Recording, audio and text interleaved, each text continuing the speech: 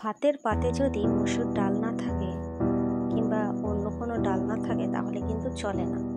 চলুন আজকে মসুর ডাল বানিয়ে দেখাবো। পরিমাণ মতো ডাল নিয়ে 3-4 বার ভালো মতো ধুয়ে নিতে হবে, যেন ডালের যে নোংরাগুলো আছে সেগুলো যেন চলে যায়। এই যেমন জলটা সাদা হয়ে গেল, সেই সাদা জলটা যেন আর না হয়, আমাদেরকে ধুয়ে নিতে হবে পরিষ্কার জল পাওয়া পর্যন্ত। ডালটা ধোয়া হয়ে গেছে, ওইদিকে আমি কড়াইয়ে দিয়ে দেবো পরিমাণ মতো জল। বেশি জল দেওয়ার কোনো প্রয়োজন নেই। পরিমাণ মতো জল দিয়ে এর মধ্যে দিয়ে দেবো ডালগুলো। কম বেশি আমরা সবাই মসুর ডাল পছন্দ করি আর বানিয়েও থাকি, তবে প্রসেস তো সবের আলাদা, তাই আমি আমার মতো করে দেখাবো। ডালটা দিয়ে দিয়েছি, একটু নেড়ে নিলাম। যদি আমরা এই পর্যায়ে না একবার নেড়ে দিই তাহলে কিন্তু তলায় ছিটে যাবে। এই পর্যায়েই দিয়ে দেবো হলুদ, পরিমাণ মতো নুন, আর দেবো কিছুটা তেল। তেলটা দিলে এই সিদ্ধ হওয়ার সময় যদি তেলটা দেওয়া হয় তাহলে কিন্তু খাওয়ার সময় খুবই ভালো লাগে, তাই চেষ্টা করবেন এই পর্যায়ে কিছুটা তেল দিতে।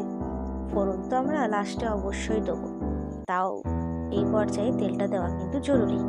এরপর সিদ্ধ হতে থাক।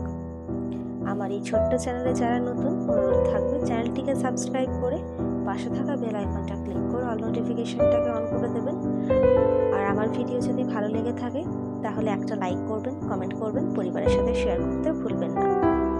ডাল কিন্তু অলমোস্ট সিদ্ধ হয়েই গেছে। ডালে যদি দেখেন যে জল কমে গেছে, ডালটা পুরো চাপচাপ হয়ে গেছে, তাহলে উষ্ণ গরম জল ব্যবহার করবেন। ডালটা পুরো হয়ে গেছে, সিদ্ধ হয়ে গেছে, আর কনসিস্টেন্সিটাও এরকমেরই প্রয়োজন।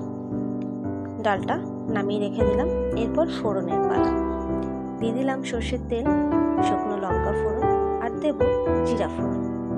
শুকনো লঙ্কাটা ভাজা হওয়ার পর কিন্তু জিরাটা দেবো।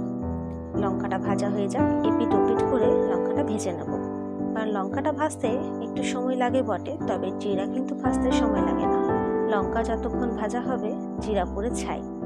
তাই লঙ্কা ভাজা হলো, জিরাটা দিলাম, 30 সেকেন্ডের মতো রাখবো তেলে, আর দিয়ে দেবো ডালে ফোড়নটা।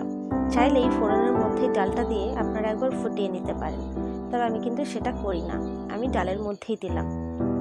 চলুন দেখা হচ্ছে পরের ভিডিওতে নতুন রেসিপির সাথে। সুস্থ থাকবেন, ভালো থাকবেন, সাবধানে থাকবেন, আর কেমন হয়েছে আমাকে কিন্তু জানাতে ভুলবেন না। ধন্যবাদ।